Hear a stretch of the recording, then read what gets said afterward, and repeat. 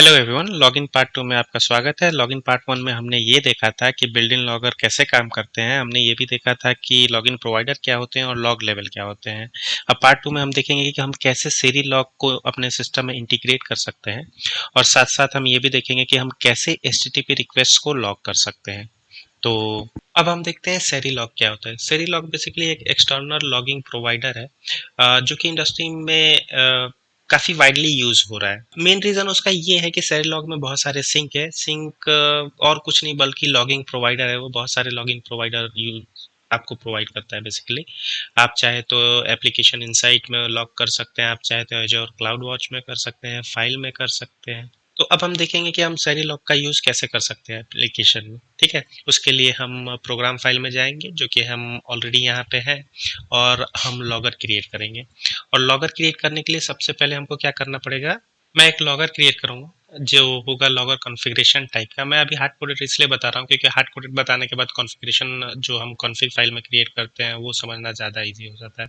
तो सबसे पहले मैं लॉगर कॉन्फ़िगरेशन क्रिएट करूँगा। उसके बाद मैं यहाँ पे बताऊंगा कि मिनिमम लॉग लेवल क्या है। ये बेसिकली वैसा ही है जो हमने एक डिफ़ॉल्ट लॉग लेवल देखा था जो जितने भी प्रोवाइडर होते हैं वो सब पे अप्लाई होता है।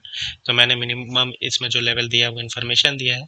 उसके बाद मैंने ओवरराइड दिया है जो कि अगर तुम यहाँ से देखो तो मैंने यहाँ पे दिया हुआ है जो डिफ़ॉल्ट है जो सब पे अप्लाई होता है। और उसके बाद मैंने स्पेसिफिक के लिए दिया है। सेम ये चीज़ यहाँ पे भी काम करती है कि जितने भी प्रोवाइडर होंगे पहले मिनिमम लॉग लेवल सब पे इन्फॉर्मेशन अप्लाई होगा। उसके बाद इसके लिए मैंने ओवरराइड कर दिया और इस केस में ये क्या होगा, वार्निंग होगा। उसके बाद मैं क्या करता हूँ, मैं एक और ओवरराइड ऐड कर देता हूँ जिसमें मैंने सिस्टम के लिए ऐड किया है। उसके बाद मैं बोलता हूँ कि मुझे कहाँ राइट करना है। तो इस केस में मुझे क्या करना है, मुझे कंसोल में राइट करना है, इसलिए मैंने यहाँ पे एक प्रोवाइडर ऐड कर दिया जो कि होगा कंसोल।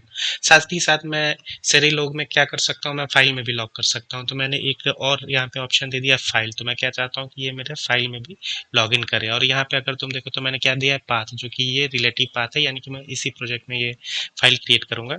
और मैंने क्या कर दिया, रोलिंग इंटरवल, दैट मीन्स कि हर दिन एक नया फाइल क्रिएट होगा मेरे लिए इसमें। तो ये तुम देख सकते हो कि मैंने यहाँ पे रोलिंग इंटरवल दे दिया है। अब मैं क्या करूंगा, मैं लॉगर को क्रिएट करूंगा। यहाँ पे मैंने लॉगर को क्रिएट कर दिया। अब इस लॉगर को मैं यूज भी कर सकता हूँ चाहूँ तो, वो भी एक एप्लीकेशन का जो बिल्डर है, क्रिएट बिल्डर मेथड, इसको कॉल करने से पहले। तो मैं यहाँ पे क्या कर रहा हूँ, एक इन्फॉर्मेशन लॉग कर रहा हूँ। अगर इस प्रोजेक्ट को अब मैं रन करूँ तो तुम देखोगे कि, तो जैसे कि तुम देख रहे हो मेरा लॉग यहाँ पे हो रहा है क्रिएटिंग बिल्डर, जो कि मैंने यहाँ पे डाल के रखा है जो मेरा क्रिएट बिल्डर मेथड है उससे पहले ही। और साथ ही मेरी एक फाइल भी क्रिएट हुई होगी जो कि सेमी प्रोजेक्ट में हुई है, डेमो एपीआई लॉग। अगर मैं इसको ओपन करूँ तो तुम देखो कि मेरा लॉग यहाँ पे भी हो रहा है।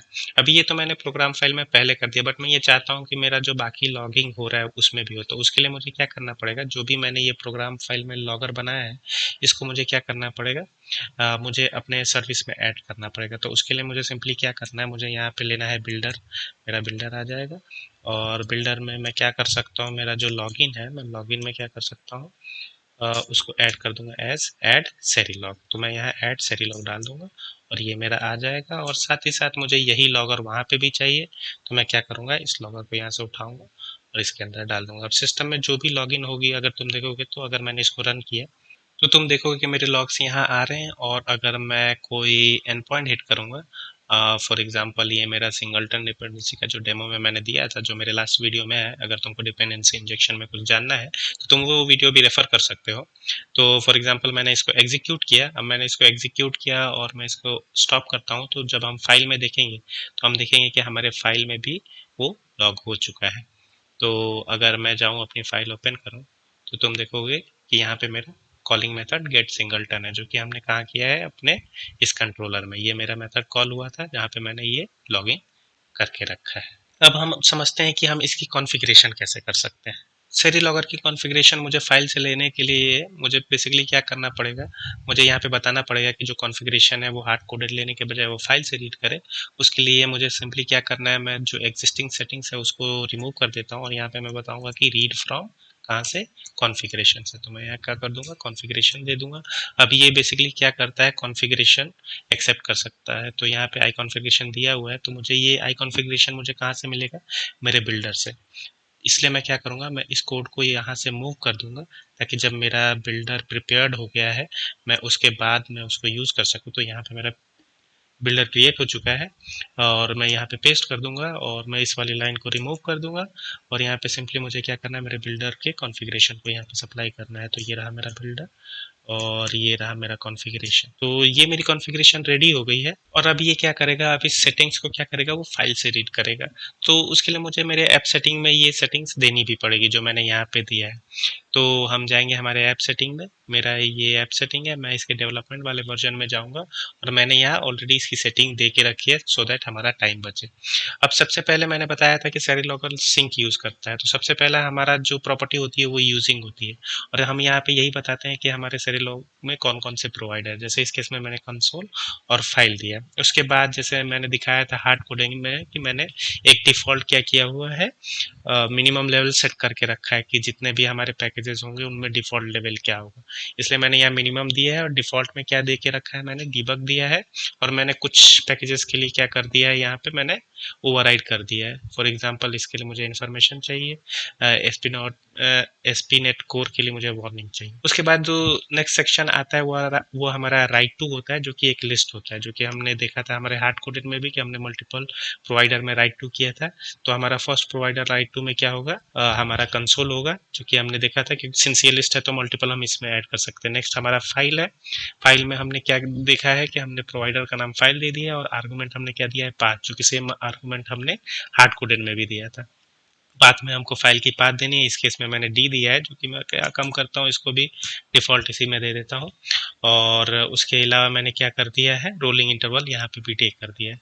तो अब मैं रन करूँ तो तुम देखोगे कि अभी भी ये रन होगा और यहाँ पे मेरी एक नई फाइल क्रिएट होगी क्योंकि मैंने इस फाइल का नाम चेंज कर दिया है। तो जब मैं इसको रन करूँगा तो तुम देखोगे कि मेरा लॉगिंग यहाँ पे हो रहा है। अभी मैं फिर से क्या काम करता हूँ, कोई दूसरा एंड पॉइंट हिट कर देता हूँ। यहाँ पे फॉर एग्जांपल गेट वेदर का है, गेट वेदर को अगर मैंने ट्राई किया तो ये एंड पॉइंट मैंने हिट कर दिया, मुझे कुछ रिजल्ट मिला होगा, मैं वापस जाता हूँ, रिजल्ट से मुझे कोई मतलब नहीं है। तो मैं अपने लॉगर में जाऊँगा, मैं लॉगर में गया और यहाँ पे तुम देखोगे कि एक नई फाइल क्रिएट हो जानी चाहिए थी, जो कि होगी लॉग्स। लॉग्स फोल्डर बना होगा, ये रहा हमारा लॉग्स फोल्डर और इसके अंदर वो फाइल बनी होगी। तो ये देखो हमारी फाइल बन गई है और यहाँ पे भी सेम लॉगिंग सारी हो गई है। तो ये कॉन्फ़िगरेशन सेटिंग हमारी कहाँ से रीड हो गई, फाइल से भी। तो ये लॉगिन सेशन यहाँ पे खत्म होता है, बट एज मैंने प्रॉमिस किया था कि मेरे पास एक बोनस कंटेंट है जो कि HTTP लॉगिन है, जिसमें आप चाहे तो रिक्वेस्ट और रिस्पॉन्स दोनों को भी लॉग कर सकते हैं। उसको करने के लिए आपको सिंपली क्या करना है, आपको यहाँ पे जाना है प्रोग्राम फाइल में। प्रोग्राम फाइल में जाने के बाद सिंपली क्या करना है, आपको रिक्वेस्ट से पहले यानी पाइपलाइन जैसे ही क्रिएट होगी उसके बाद आपको एक और मिडिल वेयर ऐड करना है, जो कि होगा यूज़ HTTP। ठीक है, मैं यहाँ लिख दूंगा यूज़ HTTP लॉगिन, ये रहा और मैं इसको सेव कर दूंगा। अगर मैंने इसको सेव करके इस डिफ़ॉल्ट सेटिंग पे भी रन कर दिया तो आप देखेंगे मेरे पास कुछ HTTP की जो रिक्वेस्ट रिस्पॉन्स लॉगिंग है वो स्टार्ट हो जाएंगी। तो मैंने एप्लीकेशन रन कर दिया है और जैसे कि आप देख सकते हैं यहाँ पे मेरा रिक्वेस्ट लॉग हो रहा है, जो HTTP रिक्वेस्ट है, ये देखो ये मेरा रिक्वेस्ट यहाँ पे लॉग हो गया। सिमिलरली अगर मैं कोई यहाँ पे और रिक्वेस्ट मारूँ यहाँ पे, वो भी लॉग हो जाएगा। तो फॉर एग्जांपल ये मैंने किया ट्राई, ये एग्जीक्यूट किया मैंने और यहाँ पे जब हम वापस आएंगे तो हम देखेंगे हमारे पास कुछ और लॉगिंग्स है क्योंकि उस पर्टिकुलर रिक्वेस्ट के लिए होगी। ये देख सकते हो तुम यहाँ पे लॉगिंग हो रही है। इसके अलावा ये क्या हो रहा है, कंसोल जैसे कि तुमने देखा मैंने वो एंड पॉइंट हिट किया तो ये हुआ, ये रिस्पॉन्स भी उसने लॉक कर दिया। ये सेम चीज़ मेरे फाइल में भी लॉगिन हो रही होगी, तो मुझे उसके लिए स्टॉप करना पड़ेगा ताकि मैं उस फाइल को देख सकूँ।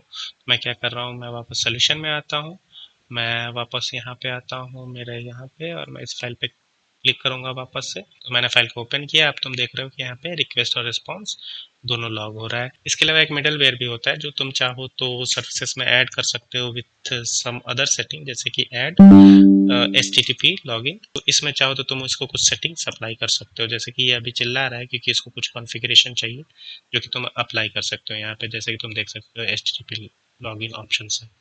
तो ये एक बेसिकली लॉगिन है जो बेसिक है यहाँ पे, इसलिए मैं इसमें एडवांस नहीं जाऊँगा। मैं चाहता हूँ कि तुम खुद ही इसको एक्सप्लोर करो, बट ये एक ऑप्शन है जो तुम यूज़ कर सकते हो। एक चीज़ ध्यान देना कि ये जो होता है ये थोड़ा परफॉर्मेंस इम्पैक्ट करता है, तो इसलिए हमको सारे जो एंड पॉइंट्स हैं उन पे HTTP लॉगिन नहीं करना चाहिए।